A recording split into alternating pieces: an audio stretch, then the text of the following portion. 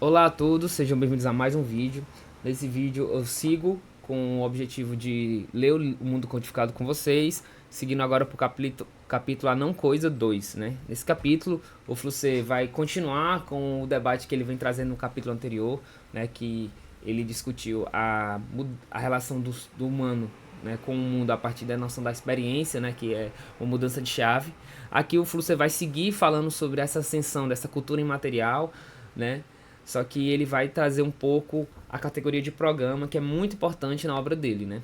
Que nesse livro ele vai trazendo vários seus conceitos de maneira fluida, digamos assim. Você encontra algum em um capítulo, outro em outro, enfim. Ele vai começar esse texto falando sobre a seguinte coisa, né? Que não são dois mundos que circundam o homem, mas sim três: o da natureza, o da cultura e do lixo, né? Porque podia-se entender que o ser humano ele está no mundo a partir dessa relação entre natureza e cultura, sendo a cultura essa produção do humano sobre o mundo, né? Enfim, as práticas, os modos de existência. Mas o Flusser vai trazer que tem esse adendo, né? Existe o lixo que se dá nesse ciclo, natureza, a cultura, da cultura ao lixo, do lixo à natureza.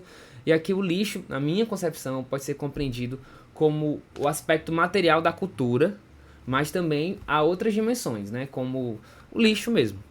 E ele vai apontar que a ascensão da cultura imaterial, a ascensão dessas tecnologias de imagem, podem promover uma, digamos, uma presença cada vez menor do lixo nesse processo. E ele vai dizer que nesse contexto, né, dessa nova relação do ser humano com as imagens, que se dá a partir da década de 70, 80, com o avanço da computação, a relação do ser humano vai mudar completamente, inclusive em sua gestualidade, né? Por exemplo, as mãos que foram sempre tão importantes na história da humanidade como uma ferramenta, como uma maneira de nós produzirmos cultura, produzirmos objetos, vai mudar. E ele vai falar assim: em um contexto como esse, as mãos não têm nada a procurar e nada a fazer. Em vez que a situação é inalcançável, não há nada a ser tocado ou manipulado. A mão, a atividade de apanhar e de produzir, tornou-se aí supérflua, e o que ainda precisa ser aprendido e produzido é efetuado automaticamente por não coisas, por programas. Aqui, presta atenção na noção de programas, por inteligência artificial e máquinas robotizadas. Desse modo, o homem se emancipou do trabalho, de aprender e de produzir, e ficou desempregado. O atual desemprego não é um fenômeno conjuntural, mas sim um sintoma da superficialidade do trabalho nesse contexto imaterial. Aqui é importante trazer um adendo, uma conexão com o nosso momento presente, com o avanço dessas tecnologias de inteligência artificial que buscam, de certa maneira, emancipar o homem do trabalho. Não numa perspectiva positiva, mas sim numa perspectiva de dissociar realmente a criatividade do homem na produção das coisas. Que nesse contexto capitalista se pensa que a inteligência artificial vai conseguir otimizar os processos e, consequentemente, o gasto com mão de obra humana pode ser descartada.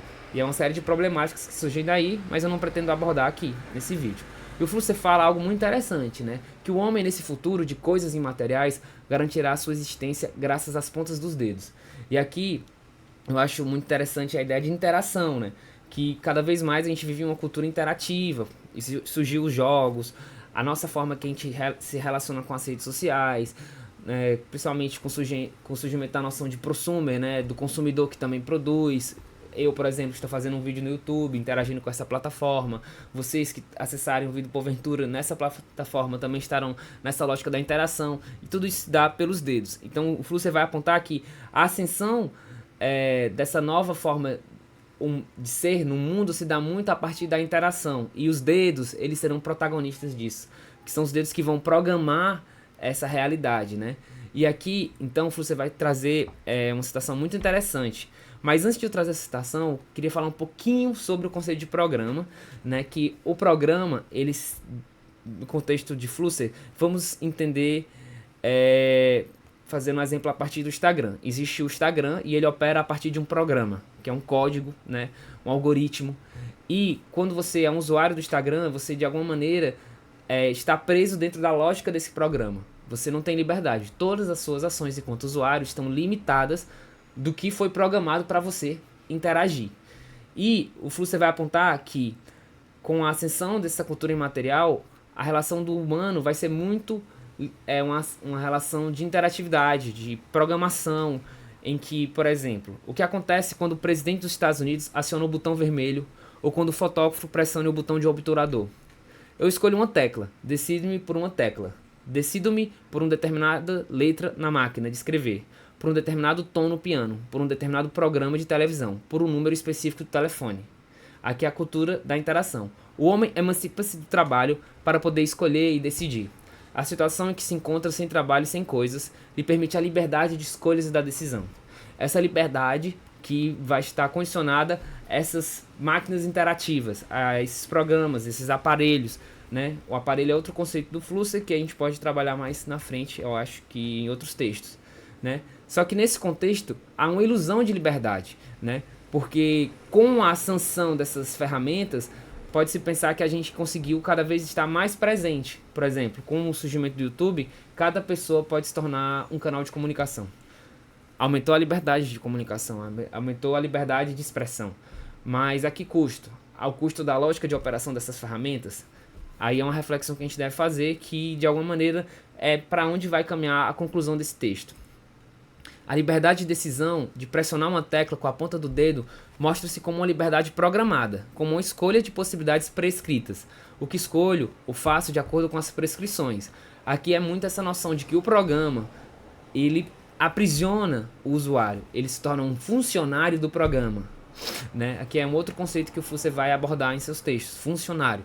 A gente não tem uma liberdade completa, nossa liberdade sempre está prescrita no programa. Cada vez mais que a gente caminha para uma sociedade que é perpassada por essas tecnologias, por essas plataformas, a liberdade do homem se tornou prescrita ao programa, prescrita às plataformas. Tudo que podemos fazer está, de certa maneira, já inscrita.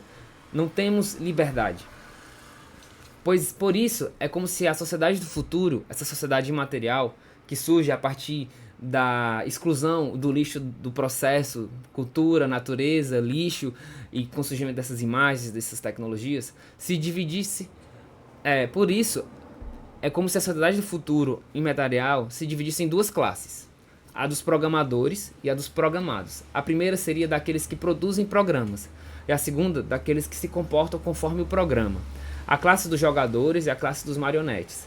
Mas essa visão parece ser muito otimista, pois o que os programadores fazem quando pressionam as teclas para jogar com símbolos é produzir informações.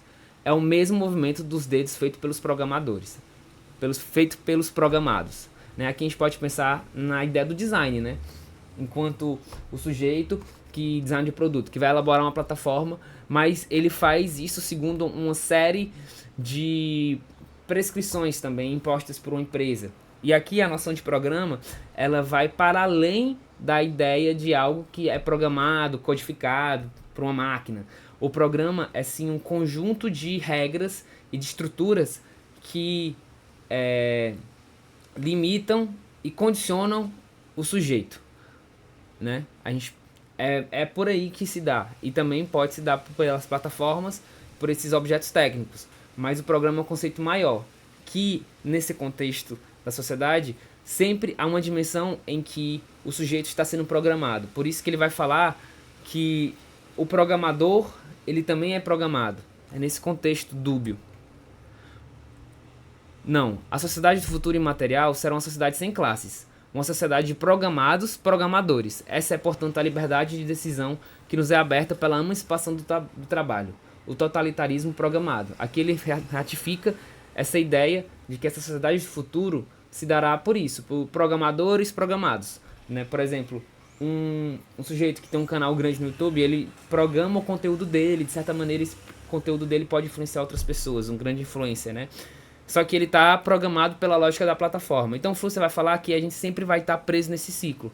Não importa o quão alto na sociedade você estiver, mas esse ciclo de programados, programadores sempre estará girando. É uma sociedade de um totalitarismo programado, né? Devido a essas plataformas. É o que cada vez mais a gente percebe. Principalmente porque hoje existe uma hegemonia de plataformas, né? Estou publicando esse vídeo no YouTube, que é do Google, que é uma empresa gigante, que tem os dados de várias pessoas. A gente praticamente usa muito dessas ferramentas. Na academia brasileira, praticamente só utilizamos o Google. Enfim. O totalitarismo programador, se estiver algum dia consumado, nunca será identificado por aqueles que dele façam parte. Será invisível para eles. só se faz visível agora em seu estágio embrionário. Somos talvez a última geração que pode ver com clareza o que vem acontecendo por aqui. Então aqui é muito interessante essa conclusão que o Flusser chega, né? Que hoje já temos várias reflexões sobre isso, sobre o quanto essas plataformas elas moldam a sociedade, né? Programam a sociedade. E estamos inscritas nelas. Então a liberdade está cada vez mais limitada por essa falsa liberdade. Então é mais ou menos por aí que o Flusser chega nessa conclusão, apontando que a gente precisa observar esse processo. E aqui, para finalizar, trazendo outra citação do texto, será que essa inabilidade de apreensão não seria um sinal de que estamos ultrapassados? Pois uma sociedade emancipada do trabalho e que acredita ser livre para decidir não seria por acaso uma daquelas utopias desde sempre imaginadas pela humanidade? Aqui essa dificuldade de apreensão seria justamente essa dificuldade de compreender esse sistema, que ele fala que talvez sejamos a última geração que pode ver com clareza o que vem acontecendo, né? Então essa dificuldade de compreender isso não seria um sinal de que estamos ultrapassados? Pois uma sociedade emancipada do trabalho e que acredita ser livre para decidir não seria por acaso uma daquelas utopias desde sempre imaginadas pela humanidade? Será que não estamos nos aproximando da plenitude das eras? Para poder julgar isso, haveria de se analisar com mais precisão o que se entende por programa, esse conceito fundamental dos nossos tempos atuais e futuros, né? Aqui eu não acredito que a gente vá para uma plenitude das eras, né? Eu vejo realmente o programa numa perspectiva muito mais distópica, né, como um programa, inclusive, como o capitalismo, como esse sistema que se apropria das tecnologias, né? Enfim, aqui eu encerro o vídeo de hoje. Eu não gostei tanto do resultado, achei um pouco confuso, mas eu não quero ficar regravando ele várias vezes, né? O intuito é trazer esses debates. A quem chegar esse vídeo, agradeço o tempo de vocês a chegar até aqui no final. Enfim, deem suas opiniões embaixo, mas eu acho o Flusser um autor essencial para compreender a nossa sociedade, especificamente no momento que nós estamos com a acessão dessas tecnologias de inteligência artificial, né? Que até então esses programas, essas tecnologias, elas eram de alguma maneira fácil de serem programadas. Quem programava essas tecnologias eram os seres humanos. Com a virada da construção de agentes, de inteligências artificiais que são capazes de se programar, algo vai mudar nesse processo, né? Porque você vai apontar que a gente caminharia para uma sociedade de programadores programados. Mas quando surgir programadores que foram programados, mas eles não são humanos. Enfim, são vários pontos que são necessários olhar e Flusser traz apontamentos muito, muito bons para isso. Então eu agradeço quem tenha ficado até o final. E é isso, pretendo seguir. E o próximo vídeo vai ser sobre esse capítulo chamado Rodas, que eu não lembro sobre o que é. Vamos descobrir juntos. Valeu.